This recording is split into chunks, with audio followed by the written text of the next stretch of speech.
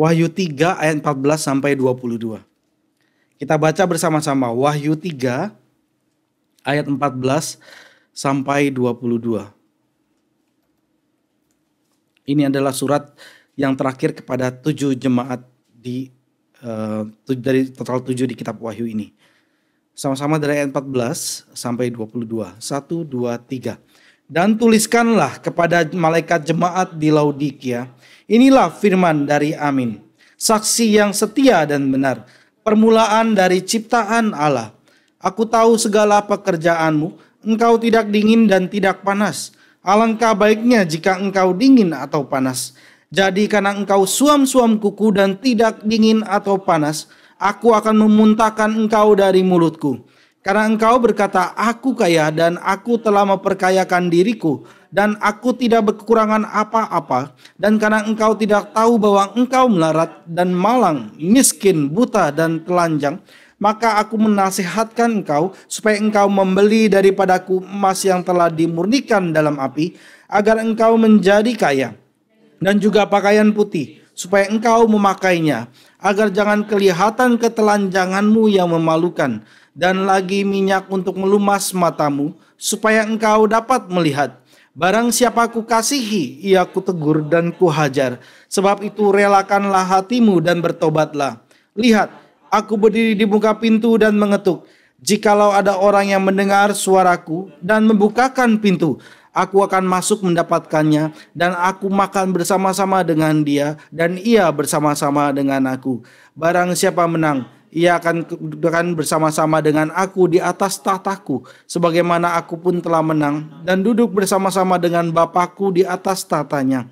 Siapa bertelinga, hendaklah ia mendengarkan apa yang dikatakan Roh kepada jemaat-jemaat. Mari kita tundukkan kepala kita berdoa. Ya Bapa, kami sudah membaca surat yang Yesus sampaikan kepada 7 jemaat, dan hari ini adalah yang terakhir kepada jemaat Laodikia. Kiranya mata kami boleh melihat, kiranya telinga kami boleh mengerti, boleh mendengar apa yang firman-Mu katakan, dan kiranya hati kami boleh diarahkan kepada Kristus dan taat pada firman-Mu. Jangan tinggalkan kami dan jangan buang kami ya Tuhan. Kami tidak mau hanya sekedar menjadi orang Kristen. Kiranya Tuhan boleh memberikan nafas kehidupan kepada setiap yang mati, yang tertidur. Kiranya Tuhan boleh bangunkan. Dalam nama Tuhan kami Yesus Kristus kami mohon. Amin. Saudara, Laodikia adalah jemaat yang orang Kristennya makmur secara materi. Makmur secara materi tapi tidak ada gairah untuk Kristus. Gak ada semangat untuk Injilnya. Itulah jemaat Laodikia. Sangat individualistis baik masing-masing pribadinya maupun gerejanya. Mirip saudara dengan keadaan kita di Jepang. Kalaupun ada gereja sendiri-sendiri, sangat individualis, kecil-kecil gitu ya. Dan kalaupun ada bersatu gitu ya, diselewengkan gitu ya.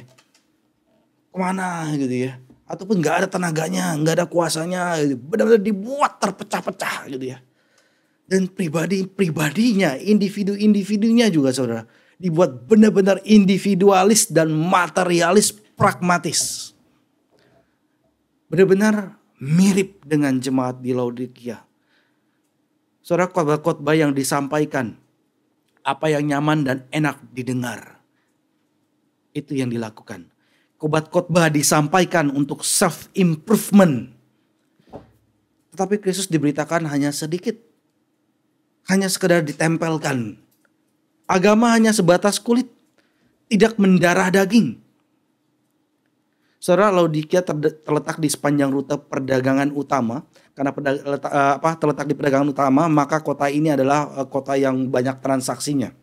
Dan itulah sebabnya kota ini akhirnya kaya. Dan kota ini adalah rumah bagi para bankir, rumah bagi para usahawan, rumah bagi billionaires. Dan ketika gempa besar yang terjadi pada tahun 61 Masehi, pada saat itu pemerintah memberikan bantuan kepada kota-kota yang runtuh. Dan tetapi kota Laodikia mengatakan, saya tidak perlu karena kami cukup untuk membangunnya kembali dengan kekuatan kami. Saking kayanya kota Laodikia ini. Nah, Laodikia sudah terkenal akan sekolah kedokterannya. Kalau mengenai kanker gitu ya, penelitian kanker di mana saudara? Jepang. lagi-lagi Jepang. Laodikia terkenal saudara akan masalah mengenai kedokterannya. Dan terkenal akan salepnya, terutama salep untuk mata. Dan kota ini juga terkenal dengan wol dombanya yang lembut dan warnanya hitam pekat. Yang biasanya dipakai untuk para elit, pakaian para elit yang modis. Hitam itu lebih kelihatan elegan gitu ya, modis. Nah saudara, Laodikia punya satu masalah yang utama. Kalau kita tadi lihat kelebihan-kelebihannya, ada salah satu masalah utama daripada kota ini. Kota ini punya persediaan air yang nggak baik. Kalau tetangganya, di sebelah utara itu ada kota Hierapolis, itu terkenal sumber air panas. Itu baik untuk pengobatan. Lalu di tetangga lainnya, kalau nggak salah di sebelah timur, itu ada kota Kolose. Diberikan kota Kolose ini diberkati oleh Tuhan sumber air dingin yang murni. Air dingin kepake, air panas kepake. Tetapi air yang di Laodikia ini enggak panas, enggak dingin, dan payau, agak asin. Jadi nggak bisa diapa-apain ini air. Dan Yesus tahu akan semua hal ini sehingga dia menyampaikan suratnya kepada jemaat Laodikia dan mengangkat hal ini. Aku tahu segala pekerjaanmu. Engkau tidak dingin dan tidak panas. Memang realitanya airnya tidak dingin, tidak panas. Tapi Tuhan pakai realita yang ada pada mereka untuk menyatakan apa yang ada di dalam mereka. Yaitu mereka suam-suam kuku. Alangkah baiknya jika engkau dingin atau panas. Dan masalah di Laodikia itu bukanlah penganiayaan seperti di Smyrna. Masalah di Laodikia bukanlah masalah pengajaran sesat seperti di Pergamus. Masalah di Laodikia juga bukanlah seperti si pelacur besar atau yang mereka melakukan dosa besar. Sebagaimana minggu lalu yang kita lihat. Dari keadaannya, kalau lihat dengan mata kita secara fisik, maka Laodikia adalah sangat diberkati.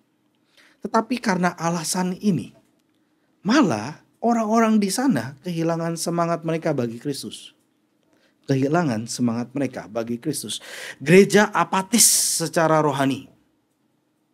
Orang-orang datang berkumpul untuk ibadah, tetapi mereka datang lebih sering kira-kira kayak lebih sering melihat jam daripada melihat Alkitab. Kapan selesai? Kapan selesai? Kapan selesai? Kesaksian Ibu Wis panjang ya. Ini liturgisnya bicaranya panjang ya. Mau pendetanya juga bicaranya panjang ya. Kira-kira kayak gitu ya. Lihat jam daripada lihat Alkitab. Mereka bisa percaya hal-hal yang benar yang ada yang firman Tuhan katakan, tetapi kebenaran-kebenaran itu tidak mempengaruhi mereka secara dalam. Tahu sekedar knowledge, tapi enggak mempengaruhi kehidupan mereka secara dalam. Mereka memang bisa dikatakan adalah orang-orang percaya Yesus, tetapi mereka suam-suam kuku. Gereja Laodikia tidak ada semangat bagi Kristus. Gereja Laodikia tidak ada gairah bagi firman-Nya. Tuhan Yesus katakan, apa yang dikerjakan gereja Laodikia sedikit.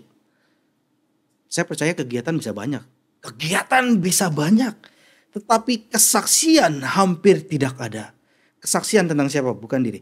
Yesus, siapa dia dan apa yang dia lakukan. Kesaksian tentang Yesus hampir tidak ada. Yesus mengatakan, aku tahu segala pekerjaanmu. Saudara, orang-orang di sana mungkin takut-takut dalam bersaksi. Kalau enggak, mereka akan bermasalah, masalah kenyamanan dan keuangan mereka. Orang-orang di sana tidak bergerak, tidak tergerak untuk berdoa. Orang-orang di sana tidak peduli dengan orang sakit dan orang yang dipenjara. Repot. Karena individualis. Dan orang-orang di sana mementingkan diri sendiri. Menimbun uang. Mereka adalah orang yang mengatakan, percaya agama gak usah lah begitu percayanya. Gak perlu sebegitu getolnya percaya agama. Tetapi yang sebenarnya adalah mereka tidak punya hati yang sungguh-sungguh ingin menyenangkan Tuhan dengan alasan yang kedengarannya bijaksana.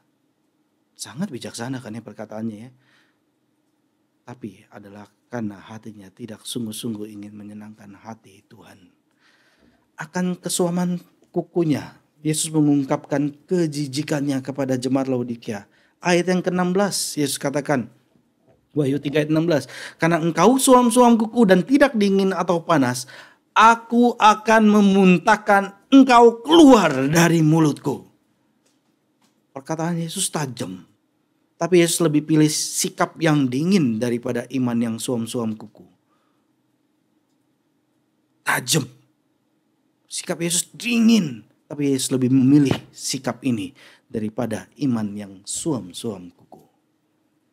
Saudara, William Carey punya moto, usahakanlah perkara-perkara besar bagi Allah. Harapkanlah perkara-perkara besar dari Allah. Jadi sekali lagi ya, ini William Carey punya moto, usahakanlah perkara-perkara besar bagi Allah. Harapkanlah perkara-perkara besar dari Allah. Saudara, kalau kita, Tuhan, kalau boleh Tuhan, gereja Tuhan boleh berdiri, kami boleh ketemu tanah yang lebih luas, tidak 1.000 meter persegi di Tokyo. Perkara besar atau perkara kecil ya? Tergantung saudara tahu ya MRI Tokyo seberapa kuat ya. Kalau saudara tahu MRI Tokyo hanya ada uang 2 juta saudara. Hal yang mustahil. Kalau saudara tahu bahwa MRI Tokyo jemaat berapa? 60 dewasa. Hal yang mustahil. Tetapi saudara, untuk itulah kita berdoa. Usahakanlah perkara-perkara besar bagi Allah. Harapkanlah perkara-perkara besar dari Allah. Kita berdoa, berlutut, berpuasa, menangisi. Karena kita tahu apa yang akan terjadi kemudian. Supaya Tuhan dimuliakan. Kerajaan Allah boleh semakin diperluas. Usahakan perkara-perkara besar bagi Allah. Harapkan perkara-perkara besar dari Allah. Dan jemaat Laodikia punya hati yang anti akan moto ini. Saudara, kecenderungan manusia berdosa adalah perkara-perkara besar adalah bagi saya, kesuksesan saya, studi saya, pekerjaan saya, nama saya. Kalau ada sisa barulah itu untuk Tuhan. Ini jemaat Laodikia. Suam-suam kuku. Tapi saudara dengarkan lagi motonya William Carey. Usahakan perkara-perkara besar bagi Allah. Kita tahu gak sanggup, maka kita berdoa. Tuhan yang mampu melakukan hal yang impossible. Dan yang bagian possible kita kerjakan bagian kita sebaik mungkin. Kiranya Tuhan pakai uang yang sedikit ini. Kiranya Tuhan pakai orang yang sedikit ini. Kiranya Tuhan pakai tenaga yang sedikit ini. Tuhan dimuliakan. Usahakan perkara-perkara besar bagi Allah. Harapkan perkara-perkara besar dari Allah. Tapi kecenderungannya sebagaimana jemaat Laodikia. Perkara-perkara besar untuk saya, untuk Tuhan, sisa-sisa. Saudara, dalam 1 minggu ini saja saudara berdoa untuk diri lebih banyak atau berdoa untuk kerajaan Allah lebih banyak? Saban hari saudara hanya doa makan, tidur, kuliah saya bagaimana, pekerjaan saya bagaimana, gaji saya bagaimana. Tentu saja itu boleh gitu ya, tentu saja boleh. Kesehatan saudara bagaimana, tentu saja itu pun boleh. Tapi berapa banyak saudara berdoa untuk kerajaan Allah? Berapa banyak saudara berdoa kiranya orang lain yang belum kenal Tuhan, mungkin di sebelah saudara boleh kenal Tuhan. Seberapa banyak saudara mendoakan demikian? Saudara, kenapa jemaat Laodikia begitu suam-suam kuku? Yesus menjawab bahwa mereka sudah membuat penilaian yang salah mengenai diri mereka sendiri. Mereka menilai diri mereka sendiri dengan salah. Mereka menilai berdasarkan berkat-berkat lahiriah mereka. Ayat 17 Yesus katakan, karena engkau berkata, aku kaya dan aku telah memperkayakan diriku dan aku tidak kekurangan apa-apa, dan karena engkau tidak tahu, Tuhan Yesus katakan bahwa engkau melarat, engkau malang, engkau miskin, engkau buta, engkau telanjang sebenarnya.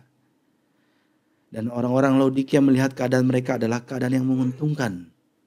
Tapi Tuhan Yesus menegur mereka. Mereka menganggap kekayaan mereka adalah kekayaan yang sejati. Tapi Yesus katakan, engkau sebenarnya melarat, malang, miskin, buta dan telanjang, haus, lapar. Saudara, N. Sukhanov menamakan sindrom ini sebagai afluenza. Kalau kita baru lewat dari influenza, dan mungkin masih akan datang lagi influenza, ada yang namanya affluenza. Saudara bisa cari di internet, itu ada istilah ini. Affluenza dikatakan adalah serangkaian penyakit psikologis seperti isolasi, kebosanan, kepasifan, dan kurangnya motivasi. Jadi pasif ya, diam aja gitu ya. Kurangnya motivasi yang ditimbulkan pada orang dewasa, remaja, dan anak-anak karena kekayaan mereka. Jadi karena apa yang mereka miliki. Justru karena apa yang mereka miliki malah mereka pasif, gak ada motivasi, bosan, terisolasi sendiri. Dan Yesus muak dengan gereja yang terkena affluenza. Yang menjadi masalah bukanlah kekayaan mereka. Yang menjadi masalah adalah apa yang telah dilakukan kekayaan mereka terhadap mereka. Kekayaan nggak masalah, Abraham kaya, Daud kaya, tapi takut akan Tuhan nggak masalah. Kekayaan apakah dipakai untuk kemuliaan Tuhan? Ataukah justru mungkin dulunya gitu ya, nggak ada apa-apa gitu ya, susah, tapi berdoa kepada Tuhan, Tuhan memberikan jawaban, memberikan saudara pekerjaan yang baik, memberi gaji saudara yang baik. Tapi kemudian malah melupakan Tuhan. Tidak bersyukur kepada Tuhan. Kekayaan yang seharusnya dipakai untuk kemuliaan Tuhan, justru menyebabkan saudara berhenti berpikir tentang kerajaan Allah. Dan malah membuat saudara terus memikirkan berkat-berkat duniawi. Dan semakin memperluas berkat-berkat duniawi. Dan inilah yang menjadi masalah di jemaat Laodikia. Mereka lihat, mereka katakan mereka punya. Mereka mampu. Mereka sanggup. Apa yang ada? Mereka congkak. Dan sebagian besar telah melupakan Tuhan dan kerajaannya. Tetap datang tiap-tiap minggu beribadah. Tapi mereka lupa Tuhan dan kerajaannya. Kita buka 1 Petrus 5 ayat 5b. Kita hafalkan menjadi ayat hafalan kita minggu ini. 1 Petrus 5 ayat 5b.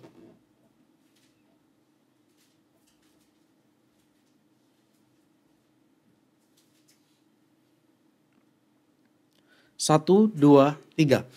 Allah menentang orang yang congkak, tetapi mengasihani orang yang rendah hati. Sekali lagi, 1 Petrus 5 ayat 5b. Allah menentang orang yang congkak dan mengasihani orang yang rendah hati. Saudara, selagi ada waktu, selagi Tuhan masih memberikan saudara kesempatan, saudara cepat berbalik ketika firman Tuhan menegur saudara. Jangan sia-siakan hidup saudara. Jangan sia-siakan waktu-waktu, tahun-tahun yang Tuhan berikan kepada saudara. Jangan pada akhirnya setelah Tuhan sudah muak dan jijik dan Tuhan sudah memberikan tegurannya, kemudian dia memuntahkan saudara keluar. Saudara, perkataan Yesus kepada jemaat Laodikia adalah termasuk salah satu teguran yang paling keras dalam kitab suci. Teguran yang paling keras. Dari antara 7 gereja, ini yang paling keras. Di tempat yang lain tentu juga ada teguran yang keras. Dan ini salah satunya. Tetapi saudara, Yesus yang sama yang menegur dengan keras. Yesus yang sama juga berkata, barang siapa ku kasihi, ia ku tegur, ia ku hajar. Sebab itu relakanlah hatimu dan bertobatlah. Tuhan Yesus katakan, saudara, ini adalah pengharapan di tengah-tengah banyaknya kegagalan dan dosa kita. Walaupun Laodikia gagal dan gagal, mereka tetaplah jemaat yang dikasihi Tuhan. Dan Tuhan mau mereka bertobat. Tuhan mau saudara bertobat walaupun saudara gagal lagi. Tuhan mau saudara bertobat. Tapi itu bukan berarti bahwa setiap waktu ada kesempatan. Tidak. Kesempatan bisa ditutup oleh Tuhan. Oleh sebab itu Yesus memberikan obat saudara untuk penyakit daripada Laodikia ini. Jemaat yang Tuhan kasihi. Yesus katakan di ayat yang 18. Maka aku menasehatkan engkau, bersama-sama Wahyu 3 ayat 18. Maka aku menasehatkan engkau supaya engkau membeli daripadaku emas yang telah dimurnikan dalam api, agar engkau menjadi kaya, dan juga pakaian putih supaya engkau memakainya, agar jangan kelihatan ketelanjanganmu yang memalukan, dan lagi minyak untuk melumas matamu supaya engkau dapat melihat. Saudara, Yesus berkata, membeli daripadaku. Ini bukannya berarti bahwa berkat-berkat Tuhan yang menyelamatkan itu bisa dapat saudara beli. Lemparkan koin, masukkan uang ke amplop, maka keselamatanmu terjamin. Bukan itu yang Yesus maksudkan. Itu tidak bisa dibeli dengan uang. Tapi apa yang Yesus maksudkan? Yesus menggunakan kota Laodikia yang adalah tempat jalur dari perdagangan utama di mana bisnis transaksi itu banyak terjadi. Dan Tuhan Yesus memakai hal ini dengan menggunakan istilah membeli daripadaku. Ini artinya kebutuhan rohani mereka tidak bisa mereka dapatkan dengan cara seperti mereka biasanya berdagang belanja di pasar. Nggak bisa. Tetapi itu hanya dapat didapatkan dengan saudara datang kepada Yesus. Tapi ketika Yesus pakai kata istilah beli, ini pun ada maksudnya. Nanti kita akan lihat kenapa. Saudara, hanya Tuhan yang dapat memperkaya kemiskinan kita. Cuman masalahnya seringkali kita nggak sadar, kita miskin. Kalau Tuhan nggak bukakan, Tuhan nggak nyatakan, ini benar-benar saudara. Kalau Tuhan nggak membukakan hati kita, maka kita nggak akan melihat kemiskinan kita. Hanya Tuhan yang dapat membukakan. Hanya Tuhan yang dapat memperkaya kemiskinan kita. Hanya Tuhan yang dapat memberikan kepada kita pakaian bagi ketelanjangan kita. Hanya Tuhan yang dapat memberikan kita air hidup bagi kita yang kehausan, memberikan kita roti bagi kita yang kelaparan. Hanya Dia yang dapat menyembuhkan kebutaan kita. Hanya Dia yang dapat menghidupkan mereka yang mati secara rohani. Saudara, Nabi Yesaya pernah mengatakan akan datangnya hari besar ketika Mesias itu datang. Yaitu ada transaksi. Ada transaksi sebagaimana di kota Laodikia. Tapi ini bukanlah transaksi daripada duniawi, tapi transaksi rohani. Nabi Yesaya katakan di Yesaya 55 ayat 1. Ayo, hai semua orang yang haus, mari dan minumlah air. Dan hai orang yang tidak punya uang, marilah terimalah gandum tanpa uang pembeli dan makanan, juga anggur dan susu tanpa bayaran. Dan hari yang dikatakan itu kemudian telah datang, dan Yesus memberikan kepada mereka yang datang kepadanya tanpa perlu bayaran. Mereka mendapatkan. Berdagang dengan Yesus, saudara, artinya saudara datang kepadanya dengan tangan kosong. Saudara membeli kepada Kristus tapi dengan tangan kosong. Saudara, carilah berkat yang menyelamatkan. Apa yang menyelamatkan saudara? Menghidupkan jiwa saudara. Membangunkan spirit saudara untuk semakin mengasihi Tuhan. Dan itu hanya anugerah Tuhan dan belas kasihan Tuhan. Augustus Toplady menuangkan dengan tepat ke dalam lagu Rock of Ages. Nothing in my hands I bring, simply to thy cross I cling. Naked come to thee for dress, helpless look to thee for grace. For I to the fountain fly, was me Savior all I die. Kepada siapa saudara yang bisa mengisi kelaparan, kehausan, dan memberikan pakaian atas ketelanjangan kita daripada Kristus yang mati di atas kayu salib? Sama-sama kita nyanyikan saudara lagu ini. Nothing in my hands I bring, simply to thy cross I cling. Naked come to thee for dress, helpless look to thee for grace. For I to the fountain fly, was me Savior or I die. Saudara, tepat sekali. Kalau Tuhan tidak memberikannya, I die. I die. Saudara, ada 3 hal yang saudara bisa dapatkan dari Yesus. Yang Yesus bilang, katakan belilah daripadaku. Pertama, Yesus katakan belilah emas daripadaku yang telah dimurnikan dengan api. emas yang dimurnikan dengan api, ini bicara kekayaan sejati dari keselamatan. Dan ini juga bicara mengenai kehidupan yang saleh, saudara. Emas semakin dikuduskan, saudara, semakin dikuduskan. Tanpa kekudusan tidak ada seorang pun yang dapat melihat Tuhan. Benar-benar, saudara. Dan ini juga bicara mengenai kehidupan yang saleh. Pada umumnya, saudara, orang yang bergelimpangan harta duniawi, hidupnya tidak saleh, bergelimangan dengan dosa. Pada umumnya. Bahkan mereka yang tadinya orang yang bukan kaya gitu ya. Tapi ketika Tuhan berikan kekayaan, dia malah pakai kekayaannya untuk hidup dalam dosa. Waktu itu diambil daripada dia mungkin bisa berdoa kepada Tuhan. Tuhan, saya nggak ada ini. Tuhan, saya nggak ada itu. Tuhan, tolong berikan kepada saya. Tapi ketika Tuhan berikan, sebentar kita lupakan lagi. Kita untuk menyakiti hati Tuhan lagi.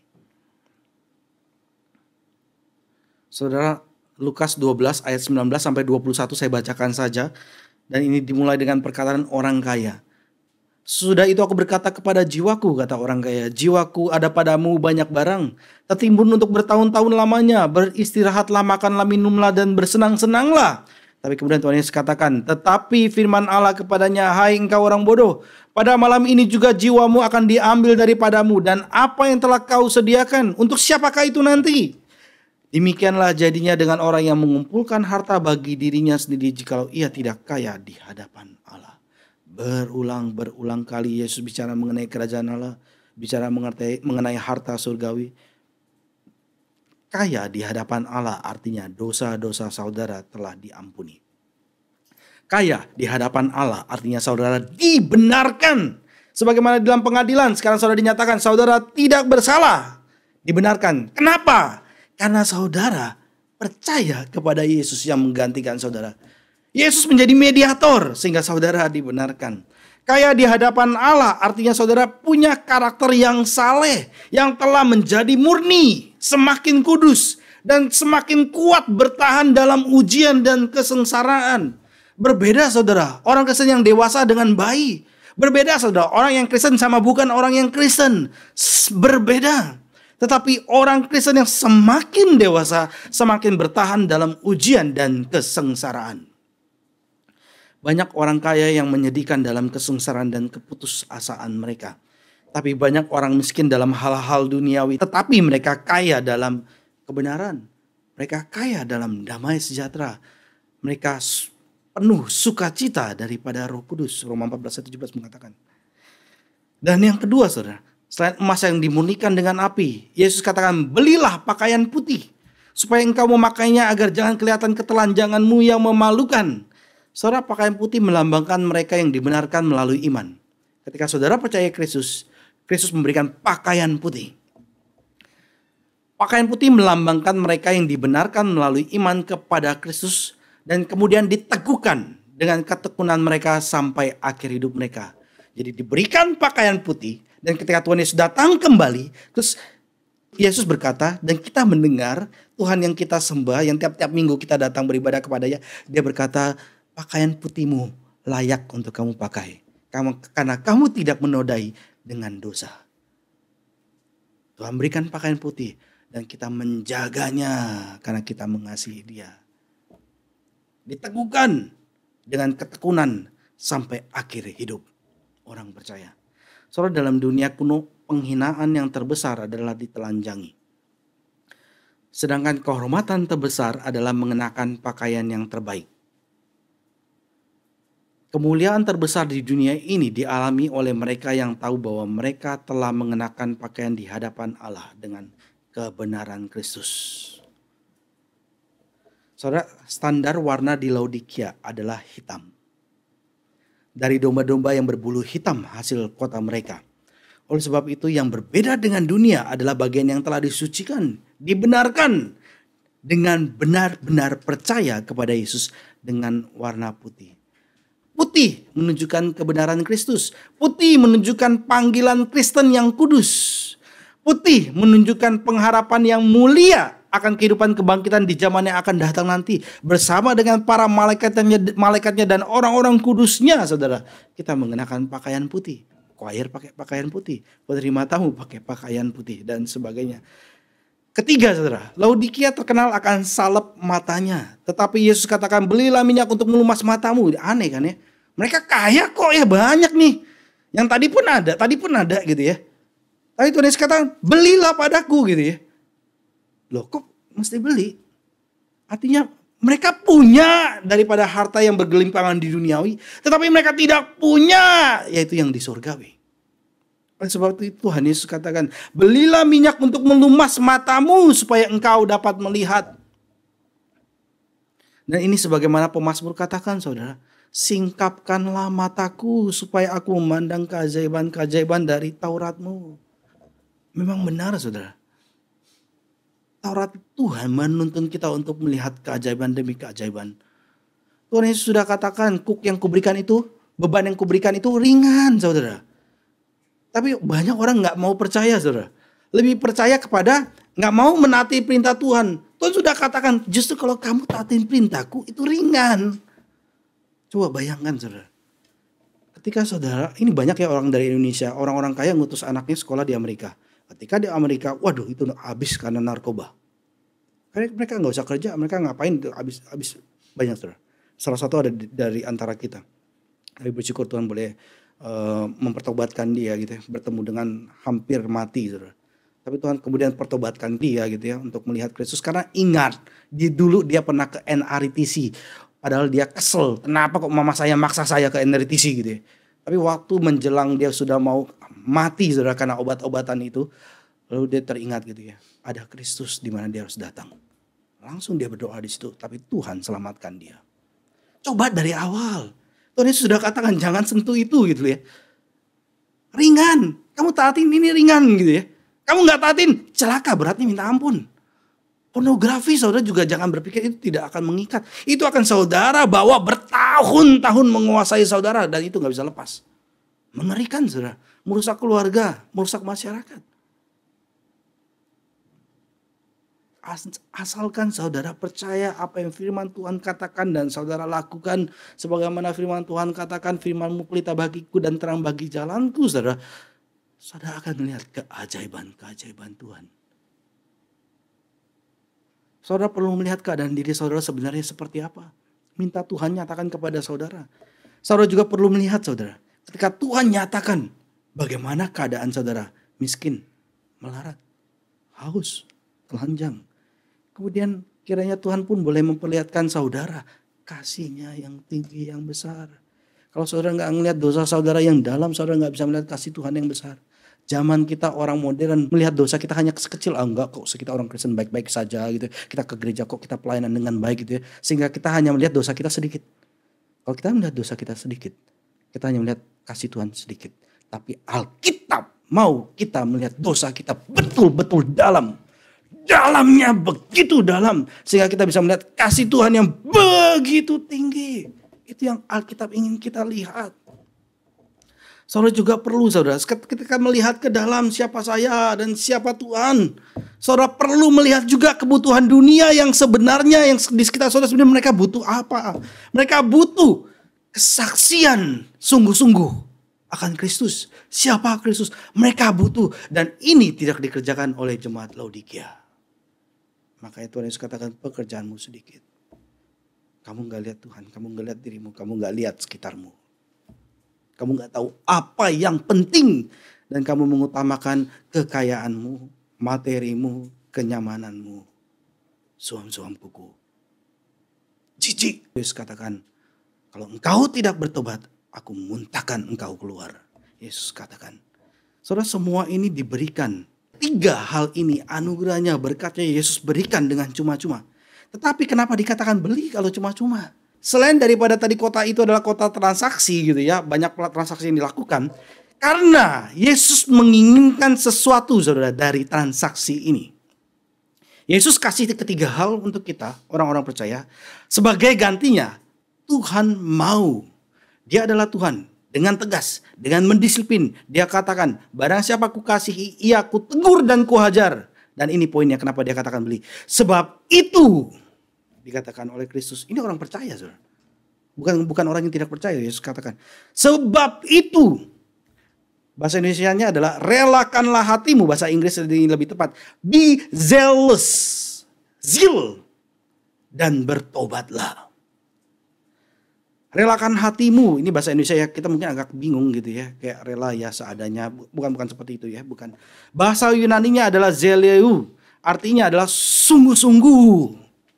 Bicara mengenai Kristus, sungguh-sungguh mengerjakan. Sungguh-sungguh datang hati kita diarahkan kepada Dia. Sungguh-sungguh berbicara mengenai Tuhan. Bersemangat. Nah, secara literal artinya zeleu ini adalah mendidih. Mendidih, saudara. Bergerak terus. Mendidih. Zeal. Cinta akan Tuhan. Membangkitkan zeal ini. Dan ini yang Yesus mau. Yesus ingin agar saudara meresponi apa yang telah Dia berikan. Yesus sudah memberikan dirinya. Dan saudara responi dengan bersemangat. Mendidih. Mengejar agenda Injil kerajaannya. Mengejar agenda Injil kerajaannya. Paulus menulis hal yang sama ketika dia tulis Roma 12 ayat 1. Karena itu saudara-saudara, demi kemuliaan Allah aku menasihatkan kamu supaya kamu mempersembahkan tubuhmu sebagai persembahan yang hidup, yang kudus dan berkenan kepada Allah. Itu adalah ibadahmu yang sejati. Bicara mempersembahkan hidup. Zeal untuk Tuhan. Saudara, kita telah menerima segala sesuatu dari Yesus dengan cuma-cuma melalui darahnya yang tercurah. Dan ketika nyanyi lagu tadi, ya saudara, pasti itu menggentarkan hati mereka.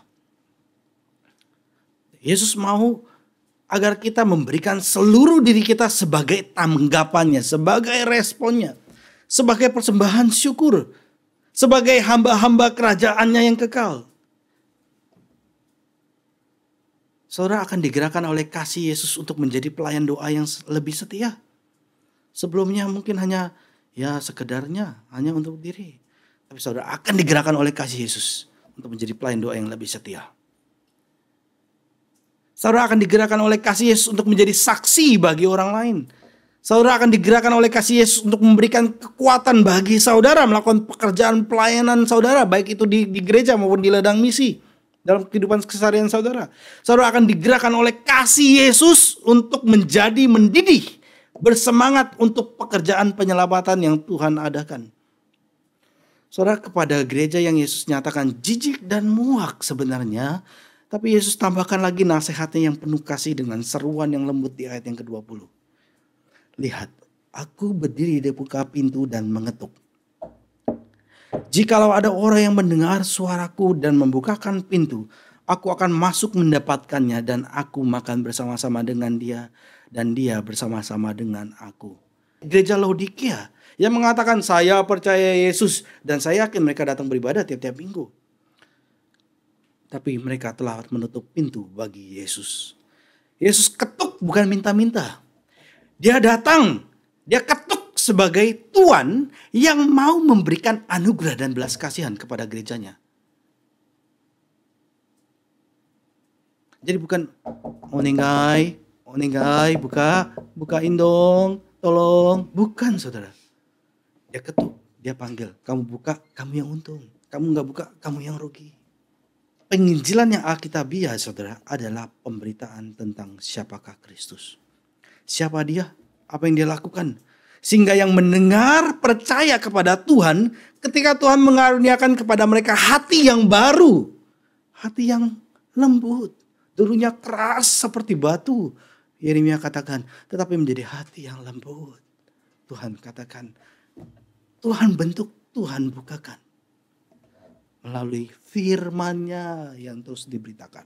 Melalui firman-Nya yang terus diberitakan. Yang awalnya mungkin gak ngerti apa itu. Jadi apa yang dimaksud? Di sini Yesus memanggil orang-orang percaya yang hanyut dalam kehidupan duniawi. Hanyut saudara. Mungkin dari kecil diajarin sekolah minggu. Tapi apa yang ada dalam dunia ini lebih menarik dia. Sehingga dia hanyut dalam kehidupan duniawi. Yesus mau gerejanya mendengar suaranya. Yesus mau gerejanya membuka pintunya. Yesus mendesak umatnya untuk bangun. Yesus mendesak umatnya untuk berespon dengan iman yang penuh semangat dan pertobatan. Sungguh-sungguh kembali kepada firman.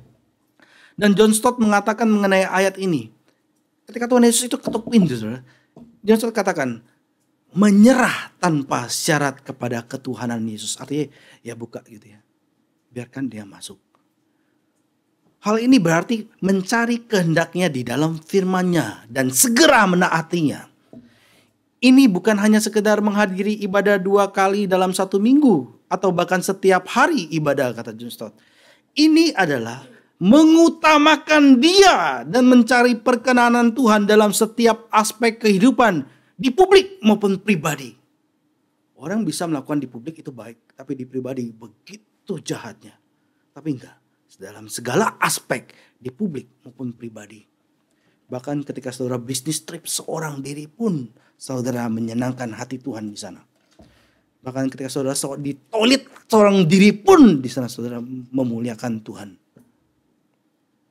Saudara, bagi mereka yang mendengar suaranya dan membukakan pintu, Yesus berjanji, aku akan masuk mendapatkannya dan aku akan makan bersama-sama dengan dia. Dan dia akan makan bersama-sama dengan aku. Yesus katakan, saudara, orang makan biasanya berapa kali ya sehari ya? 3 kali ya? Ada yang 2 kali ya? Ada yang ragu-ragu jawab karena mungkin dia makan yang 4 kali ya? Enggak apa-apa juga. Dan orang zaman dulu waktu itu orang Yunani juga biasanya makannya 3 kali sehari. Dan yang paling utama itu adalah deipnon, yaitu makan malam. Karena di makan malam itu seperti persoalan wilayah semalam ya. Di malam hari mereka makan, lalu mereka berkumpul, mereka berbagi pengalaman mereka, berbagi pemikiran mereka pada hari itu. Nah, dan ini adalah perjamuan yang disebutkan oleh Yesus. Makan, memang ada perjamuan makan, tapi ada relasi yang intim. Berbicara, indah kan semalam ya, belajar firman Tuhan bicara apa gitu ya. Wow, saya nggak tahu ya, ternyata seperti ini tuh ya. Wah, saya punya pemahaman yang salah ya. Bahkan Tuhan Yesus waktu masuk bait suci pun ketika dia mengobrak-abrik dagangan pun dikatakan itu adalah kelemah lembutan Kristus karena taat pada Bapa. Sejalan kelemah lembutan dengan kemarahan yang suci. Dengan kekuatan sejalan dengan kelemah lembutan selaras. Betapa indahnya. Terus kemudian bicara share satu dengan yang lain, pengalaman kita, pergumulan kita doakan, begitu indahnya. Dan Yesus menawarkan kepada kita sebuah persekutuan yang hidup setiap hari. Setiap hari. Yesus mengetuk pintu dan bukan sebagai hamba tapi sebagai Tuhan. Bersama-sama dengan dia dan dia bersama-sama dengan kita, saudara.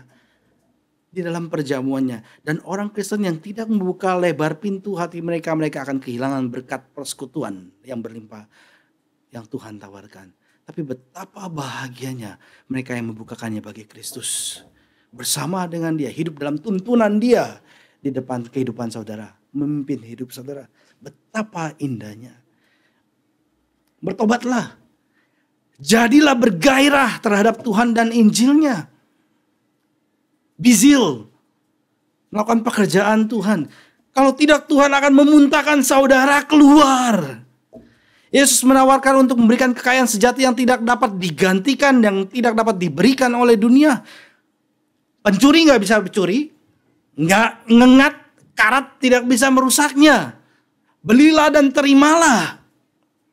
Yesus ingin berdiam bersama dengan saudara. Dengan sukacita dan kasih. Makan bersama-sama dengan saudara dan saudara bersama-sama dengan dia. Maka Yesus menegur gerejanya yang dikasihinya. Walaupun Tuhan katakan, jijik aku melihatnya. Yesus menegur gereja yang dikasihinya. Tujuannya bukanlah supaya saudara kehilangan yang terbaik dalam hidup saudara. Tapi justru dia memberikan yang terbaik. Kita berpikir ya, ketika kita sudah punya kekayaan gitu ya. Sudah mempunyai apa yang kita punya gitu ya. Terus saudara mencurahkan segala tenaga dan gairah kepadanya. Saudara berpikir bahwa itu adalah yang terbaik buat saudara karena memuaskan saudara. Saudara salah. Ketika saudara mencurahkan tenaga hati saudara.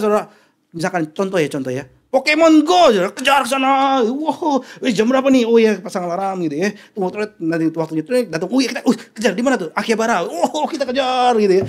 Oh, Akihabara dari toko mana? Oh toko Sega. Dari Sega kemana lagi berikutnya? Oke lihat nih ada telur yang rare sekali gitu. Saudara sudah siap lagi untuk mengejar dia gitu ya. Dan berbagai halnya saudara. Waduh saudara, nggak ada habis-habisnya. Manusia itu punya gairah. Gairahnya diarahkan kemana? Dan ketika Tuhan Yesus menegur gerejanya karena dia mengasihi gerejanya, tujuannya bukan supaya saudara kehilangan yang terbaik dalam hidup ini. Yang saudara pikir yang terbaik, tapi Tuhan menyatakan itu bukan yang terbaik. Jangan menjadi suam-suam kuku. Bergairahlah bagi Tuhan, bagi pekerjaan Tuhan. Justru ketika Tuhan Yesus tegur, justru dia memberikan yang terbaik buat saudara. Ayat yang ke-21 Tuhan Yesus katakan, barang siapa menang ia akan kedudukan bersama-sama dengan aku di atas tataku. Sebagaimana aku pun telah menang dan duduk bersama-sama dengan Bapakku di atas tatanya. Ya dikatakan bahwa Yesus saudara setelah kematiannya, kebangkitannya, dia naik ke atas surga, dia duduk di sebelah kanan Bapa. Dan Kristus pun akan melakukan ini kepada kita, mendudukkan kita di sampingnya dalam suatu kerajaan yang duduk itu adalah raja. Atau siapa kalau selain raja? Ya, keluarganya ya. Keluarganya, orang dekatnya lah gitu ya. Pada umumnya keluarganya. Bapa duduk di atas tahta. Anak duduk di sebelah kanan Bapa. Orang-orang percaya yang menang pun duduk di atas tahta, bertata. Artinya memerintah, kita dipercayakan memerintah. Dipercayakan. Tuhan Yesus sudah mengatakan berbagailah mereka yang lemah lembut. Mereka akan mewarisi bumi. Artinya mereka akan memerintah. Dipercayakan. Mendudukan kita di sampingnya di atas tata kemuliaannya dan otoritasnya. Bergabung dalam persekutuannya yang penuh kemenangan bersama dengan Bapa untuk selama-lamanya. Yesus sudah melakukannya, dia mendapatkannya dan juga memberikan kepada saudara yang melakukannya. Serupa seperti anaknya saudara. Jangan takut untuk menderita sebagaimana yang diulang-ulang dalam Alkitab. Tapi justru jemaat Laodikia nggak mau menderita, maunya nyaman nih. Sudah menikmati kekayaan, ngapain lagi menderita. Jangan takut untuk menderita sebagaimana yang diulang-ulang dalam Alkitab. Karena sebagaimana Yesus dengan cara itu juga saudara dia duduk di sebelah kanan Allah Bapa. Dan saudara akan didudukan bersama di tata kerajaannya yang tidak berkesudahan. Kemenangan apakah yang telah mengalahkan dunia? Kemenangan apa yang telah mengalahkan dunia, saudara? Ya, sama-sama ya. Kemenangan apakah yang mengalahkan dunia? Iman kita. Siapakah yang telah mengalahkan dunia? Mereka yang percaya bahwa Yesus adalah anak Allah.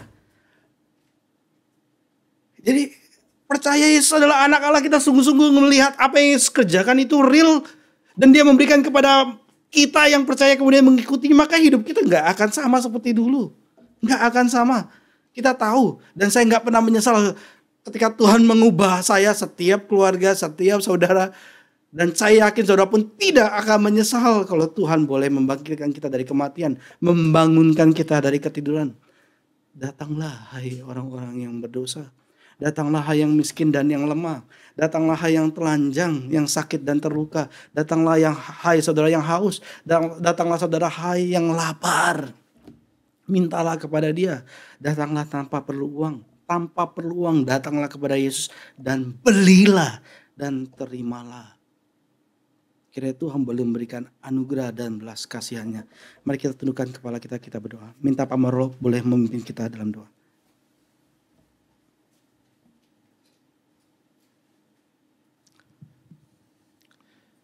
Kami menaikkan ucapan syukur kami ya Tuhan, meskipun firman-Mu begitu keras menegur kami ya Tuhan, melalui jemaat Laodikia, tetapi itu adalah gambaran daripada kasih Tuhan sendiri, karena Tuhan yang masih mengasihi jemaat-Mu ya Tuhan.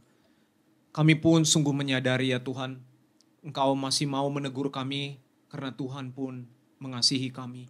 Tuhan menginginkan kami untuk hidup sungguh-sungguh kepada Tuhan. Kami tahu ya Tuhan, kami berada di antara dunia dan sorga ya Tuhan. Dan kami pun masih terus berjuang di hidup bagi kerajaan Allah di dunia ini ya Tuhan. Dan kami sungguh menyadari godaan dunia itu begitu kuatnya ya Tuhan. Dan kerajaan dunia begitu menggoda kami.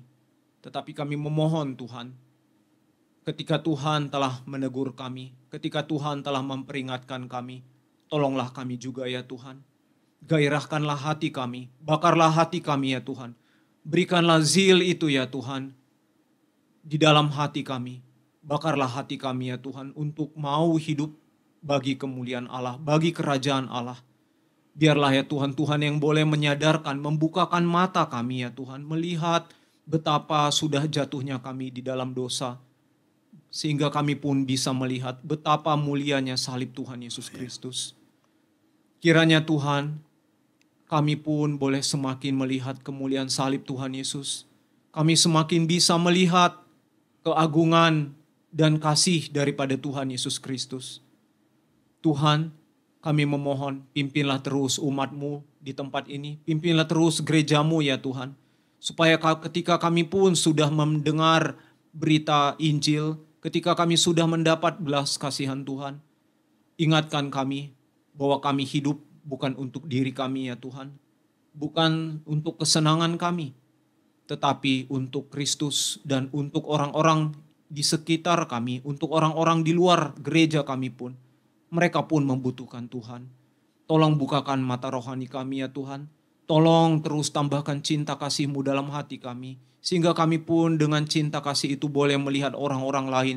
Seperti Tuhan juga melihat mereka yang tidak bisa apa-apa. Yang tidak berdaya. Yang minta tolong terus untuk diselamatkan. Dan hanya Kristus yang bisa menyelamatkannya. Dan mereka pun membutuhkan berita tentang pengampunan Kristus. Kiranya Tuhan pakai gereja-Mu ya Tuhan.